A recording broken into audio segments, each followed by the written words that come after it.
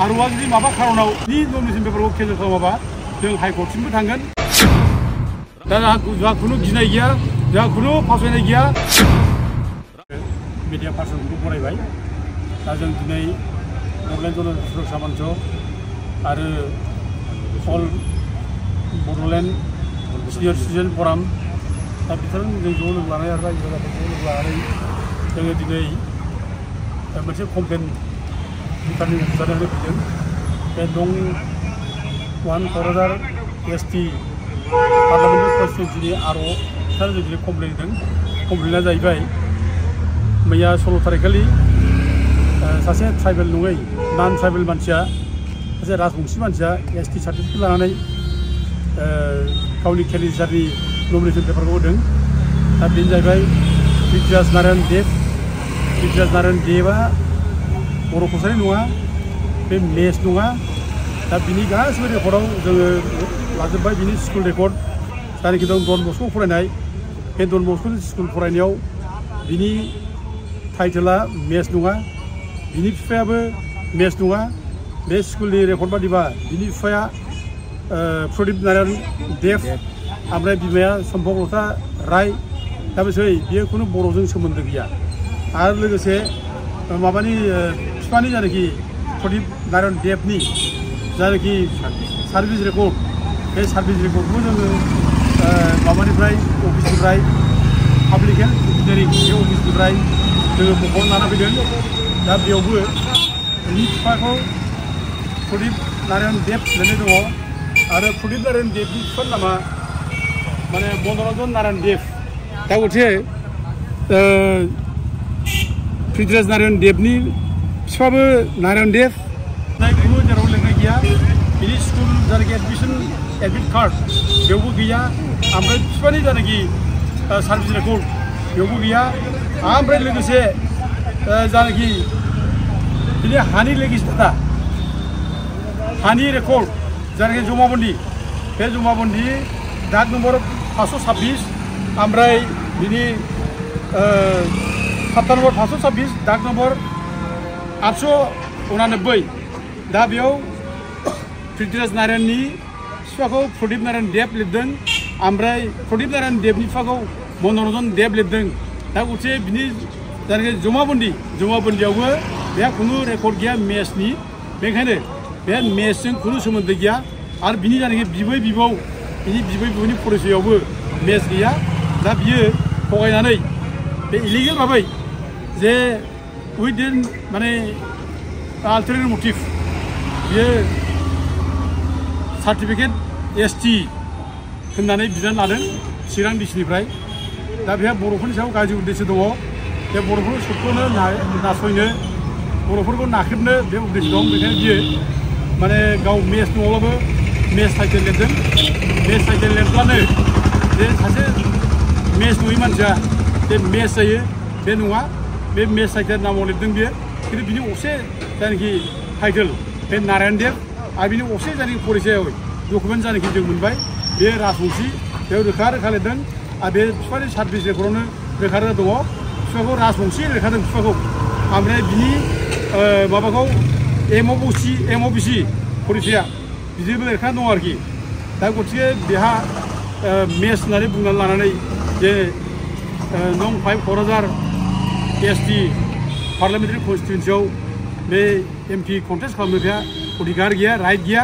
दा जों बेखौ दिनै आर'नो होनाय जाबाय आरो जोङो बेखौ अलरेडि चिरां डिस्ट्रिक्टआवबो जों कमप्लेन होनाय जाबाय। दा जोङो आर'आ जुदि माबा खारनाव जुदि बिनि सार्टिफिकेटखौ आरो बिनि नमिनेसन पेपारखौ केन्सेल खालामाबा जों हाइकर्टसिमबो थांगोन, हाइकर्टआवबो जुजिगोन। जोङो रायजोफोरनो बुंनाय जायो, रायजोफोर जे बर'फोरखौ दिनै नाख्रेबनो थाखाय जाय फाराफारि ओंखारबोगासिनो दं, बर'खौ जेरैबाबो नाख्रेबनो बर'फोरनि सुथुरा जोंनि बेरा बारगासिनो दङ। दा बेरा बारनाय बे जोंनि सुथुरफोरखौ जों हमथानांगोन। जोङो जुजिनानैबाबो जों बिसोरखौ फेजेननांगोन, खौसेयैनो जों जुजिनानै फेजेननांगोन। दा जों बयबो रायजो राजाखौ जों खावलायो आरो लोगोसे जों खमसे खम जों दा जोंहा खुनु गिनाय गैया, जोंहा खुनु फावसायनाय गैया। जाथिनि खाथियाव जोङो गावखौनो बावसोमनांबाबो जों जिखि जाया जों मावलांगोन।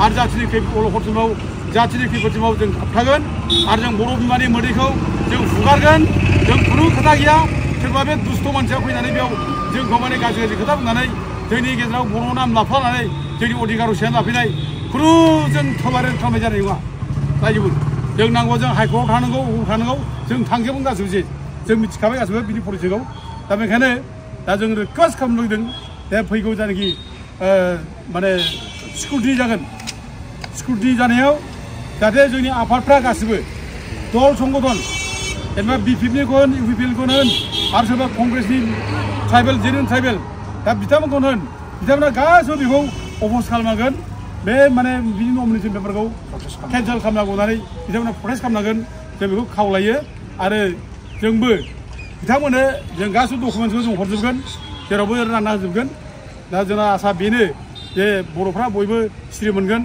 जिखि पार्टियाव थाया मानो जिखि हान्जायाव थाया मानो जोंनि हान्जाया देरसिन नङा जोंनि राजखान्थि हान्जाया जोंनि थाखाय देरसिन नङा जाथिया देरसिन आरो जाथिखौ बासायनो थाखाय जों बयबो जाथिनि इस्युआव नांथाबनांगोन जाथिनि समस्यायाव नांनांगोन आं बयखौबो नैबे जायनाखि इलेक्सन फैगौ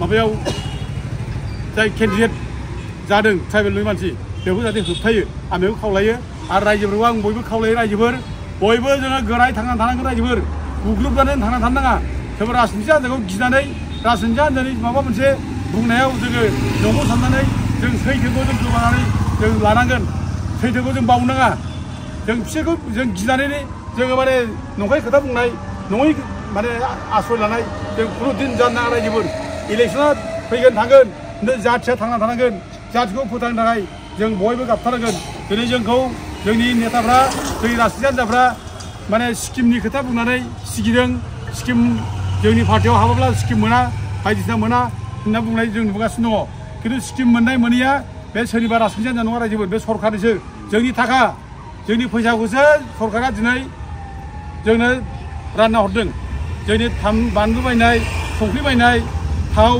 हालदै मस्ला बायनाय बायदिसिना साबोन बायनाय बेफोरनि जायनाखि टेक्स बे टेक्सनि फैसाखौसो दिनै माने आइबिएसनि स्किम बा अरुणाचल स्किम बायदिसिना स्किम खालामहरदों दा बे स्किमखौ लानानै जों राजनिथि हान्जा जोंनि आइ आफाखौ मिसलेट खालामनो थगायनो गोहो गैया बेखायनो जोङो बुंदों रायजोफोर दा दिनै बर'आ अलखद गोलैबाय जों दिनै अलखदाव गोलैनाय समाव जों बयबो दिनै जाथिनि माने अलखदखौ गाबथानो थाखाय खौसे जानांगौ दिनै जोंनि बिटिसि मोनखानाय गोहो 6 सेडुल गोहो बे जोबनो थांगासिनो दङ बे गैला दा गथे बेखौ गाबथानोब्ला जों दिनै बे स्किम मोननाय मोनैखौ लानानै जोङो रायजो राजाफ्रा जों गोदावखौ जानो नाङा रायजोफोर बे स्किमखौ लानानै जों गिदिंनाङा जों फिदिंजानो नाङा रायजो राजाफ्रा जों गोरिब गुन्द्राफ्रा जों आदर्श गैजानो नाङा जों आदर्श दङ जों बे स्किमनि थाखाय जों रायजोखौ जाथिखौ फाननो हाया बेखायनो जोङो बयबो एकगत जाबाय फैगौ इलेक्सनाव बयबो जाहाथे बाहागो लायो आं बेखौ बयबो खावलायहरनाय जाबाय गोजोन्थों